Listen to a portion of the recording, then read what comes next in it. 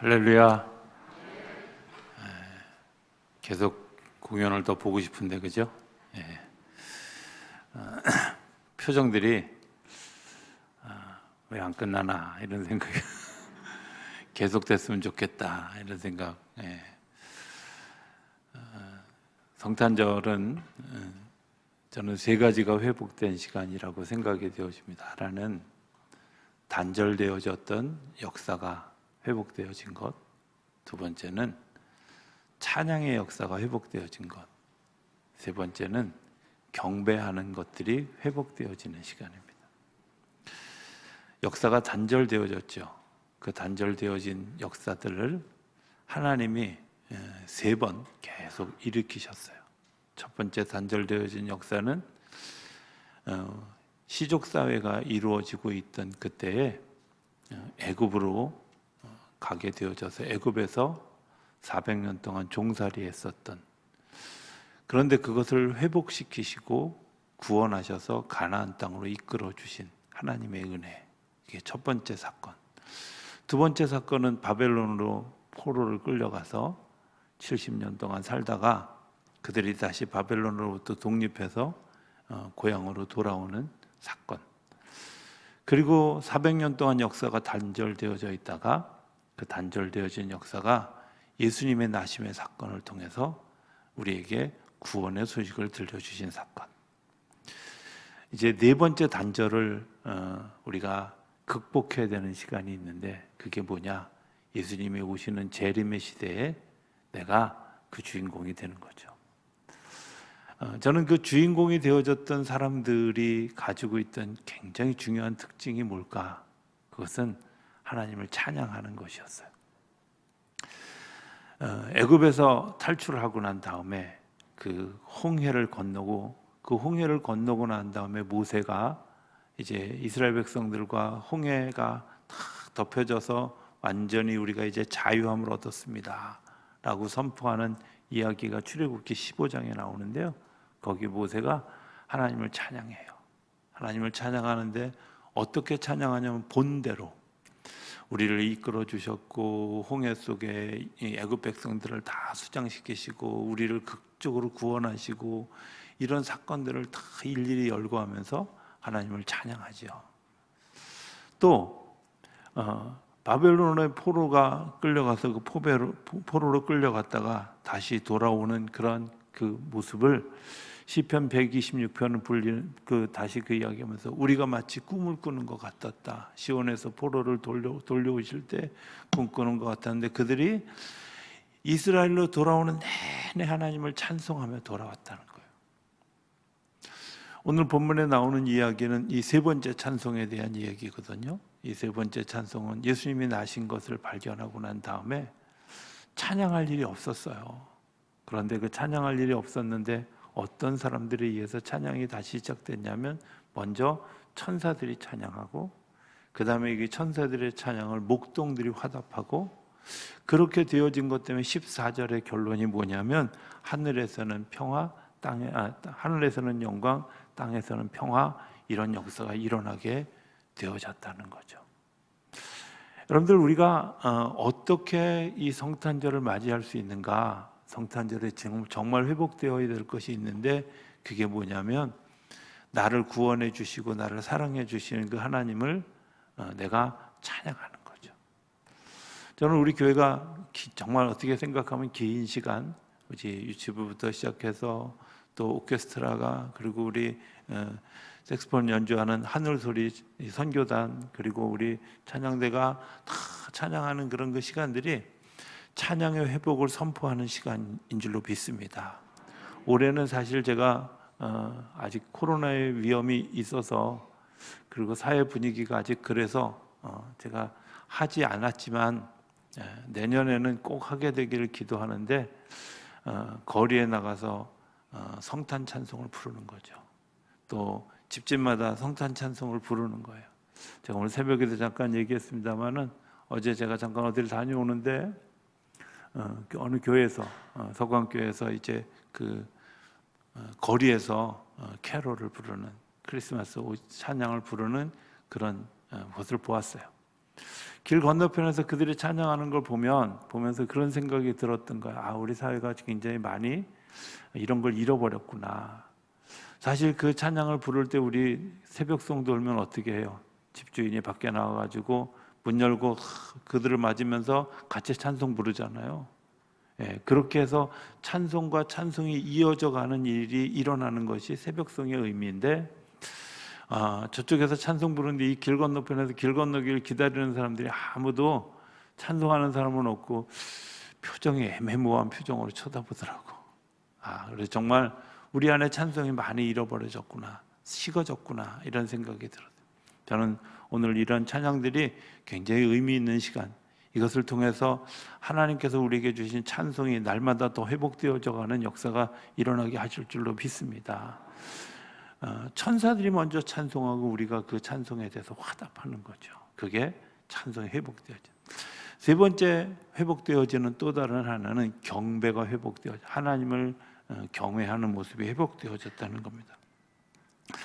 하나님이 함께 하시면 어떤 일이 일어날까요? 죽었던 사람들이 살아나는 겁니다. 죽을 것이 살아나는 겁니다. 우리가 생각할 때 정말 이렇게 되면 죽을 수밖에 없어. 그런데 그 죽을 수밖에 없는 그때에 예수님은 이 땅에 오셔서 우리를 살리는 도구로 사용하셨다는 거예요. 자, 우리 한번 이렇게 생각을 해봅시다. 예수님이 나신 것을 강보에 쌓여서 구유에 누워졌다. 여러분들은 어떤 생각이 드시는가요? 저는 이런 생각이 들어요. 구유에 누우셨다라고 하는 것은 어쩌면 무방비 상태로 아무것도 자기를 방어할 수 없는 그런 상태로 이 세상에 오셨다는 거예요. 아무것도 나를 정말 어떻게 생각하면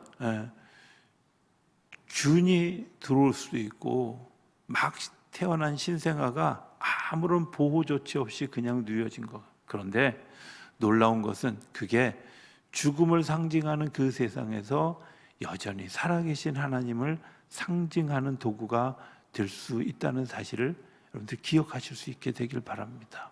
하나님은 구유 같은 세상에 아이가 누워졌지만 그 속에서 살아나게 하시는 하나님의 능력을 보여주시는 줄로 믿습니다. 잔혹한 정치가 있었거든요.